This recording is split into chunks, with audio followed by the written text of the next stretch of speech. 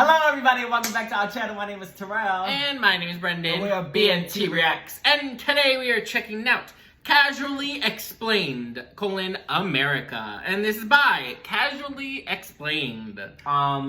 Interesting check this. I've never heard of this channel. I've not either. And they have almost they have three yeah, point, they have like 3.5 million subscribers. They have a lot of subscribers and they have a lot of their videos are very watch. Yeah, they're very popular. Very popular. So I feel like I'm out of the loop on something. Yeah. I hope it's not like too crazy. You know, I can't even say like what I'm expecting at this point because they ain't seem to be so deceiving. I feel like the vibe just before watching it, I'm getting like that History of the World video by Bill Wirtz. Yeah, something like that. Yeah, it's something around that. But it can be very deceiving. You never know because we reacted to a lot of things and we thought one thing going into the reaction and we just were completely shocked. So I can't even say what I'm expecting. So let's get into the video. Let's just watch. Sponsored by ExpressVPN. Okay. Now, America is known as the land of the free and home of the brave, and while land remains very expensive and most millennials and Gen Z are too anxious to answer phone calls, it's still nonetheless a pretty good slogan. One thing that's rarely considered by Americans, however, is that there are other countries in the world besides America. For example, the other day I saw a nice picture on Reddit where someone was like, "Everyone loved my homegrown tomato salad at our wedding reception." And one comment was like, "You shouldn't be having a wedding reception with dozens of people right now. That is completely irresponsible." Well, they had a bunch of upvotes. Then a couple hours later, the person responded saying, "I live in New Zealand, but I thought you might have liked to see my tomatoes." Right. "I'm sorry." And in a time like this, that really made me think, damn, I wish I was married. And while we're all still envious in New Zealand right now, a lot of people particularly criticize America's response to COVID-19 because 500,000 people have died from a half-assed pandemic response. But in my opinion, the number would be much higher than 550,000 if they had not locked down at all. And frankly, given the size of the country, it's remarkable that only 583,000 people have died so far. True. Now, while many consider America to be the greatest country on Earth, this is most only true in terms of nuclear submarines. Nevertheless, I'm about to say, what? Who considered that? Democracy, of course, being the belief that if Cyberpunk barely functions on PlayStation, surely it would have worked great on Xbox. It's for this reason one of the most exciting things to absolutely not be a part of is the American political climate. For example, sometimes I go on Twitter to make sure no one has escaped into the real world, and it's always an eye-opening experience because there are really only two types of people on Twitter. On one side, there are the ones that think Trump is the Lord and Savior of God's flat earth, and on the other side are the people who think that denouncing a bottle of syrup relinquishes them from their original white sin. Some academics have suggested this kind of division could lead to a civil war, but in my opinion, as someone who grew up with Xbox Live and a microphone, it's sounding a lot more like a Halo 3 lobby than Fortnite for 1961. For starters, if there was some type of conflict, it's already a no-brainer who would win. Oh my god, I remember them Call of Duty chats. Oh my god. Or Poke badges. Second of all, if you get a kid from California to march to the deep south, when he sees 3 bedrooms in a yard for $100K, you can be pretty sure he'll be welding trailers, driving a lifted F-150, and banging Joe Exotic real quick. Oh. It seems to me if you chop yeah, off they got some, basically everyone them just houses wants a good are life. pretty The cheap lives of city down dwelling south and rural Americans are so different, of course they're never going to understand each other's perspectives. It's the same story back during the actual Civil War. Even though they were fighting, both the North and the South were ultimately saying the same thing. Black people should be free. Now, one of the craziest things about America is that your drinking age is 21, the South saying as opposed that? to Canada where it's 18 and 19, or Europe when it's whenever you have the balls, or Latin America where laws are just things the police make up when they see a tourist. Now, a lot of people think it's ridiculous that you have to be 21 to buy alcohol, but personally, I think it makes a lot of sense. If my neighbor was some 18-year-old kid, and I saw him in the yard dual-wielding akimbo P90s and obliterating a paper cutout of his ex-girlfriend taped to a sandbag, I'd think to myself, well, good thing he isn't drunk.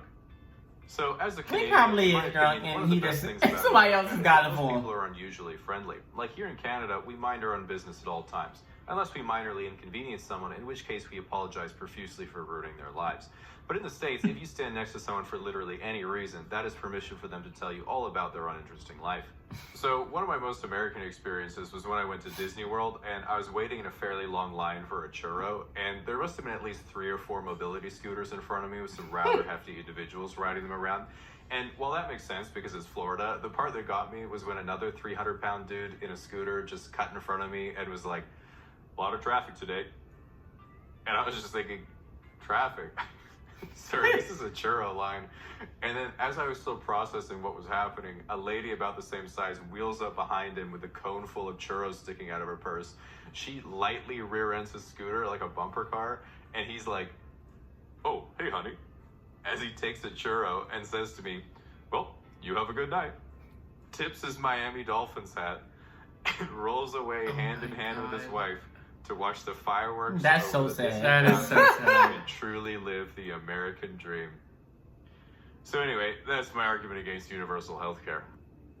Now, let's say you want to get out of America, but you can't. It's only America that we have like ExpressVPN to reroute your connection to nearly any country really in like the world. For example, I mostly use ExpressVPN to connect to other countries like the UK or Australia to watch shows I normally couldn't, like South Park or Top. Yeah, the rest is the video. Yeah, I think as well. I'm not gonna see only America, but we are one of the bigger countries to have. We have a lot of bad food.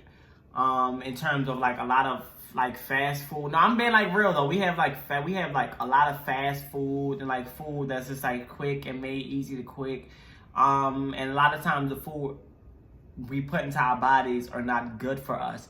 Whereas though a lot of other countries, they don't allow a lot of fast foods and things like that. So people can be put more organic and natural foods in their body. And I'm not just saying America is the only country that does this, though. I'm not attacking America because I live in America. But I'm just saying that is like, that's the truth. So when he said that, and like I said, it was sad, like when like you had like people on like scooters because of their weight and things like that. It's just it's like sad because like and I don't body shame anyone. I say you love yourself no matter what size you are. But I think it becomes sad and quite frankly concerning when it starts to affect your health in drastic ways where you have to ride around on a scooter. That's when it becomes like ultimately sad. So that's why even now I plan on changing my lifestyle very soon. I'm not going to say too much about it, but I have plans on changing my lifestyle very soon in terms of what I eat and what I do to take care of my body. And I'm just excited for that. But yeah, I just want to say that. So go ahead. Yeah, I agree. I thought that this was, I thought it was very entertaining. It definitely was a very casual explanation. Like, he kind of was just like the things he was saying, it was like in a comedic standpoint, but some of it was like, oh yeah, that's true. Yeah, that's true.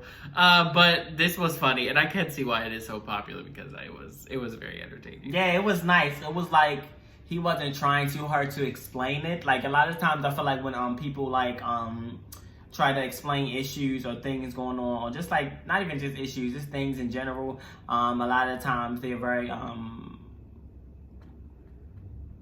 it doesn't connect because of the approach that they use, I would say, and explain the things. But he was just like laid back and like casual, and like it just made you like, okay, this was it's okay. You explained that, okay, cool. But all right, y'all, that's all for this reaction. If you like it, please make sure you give it a thumbs up. Make sure you also hit that subscribe button and go ahead and comment down below for more reaction requests.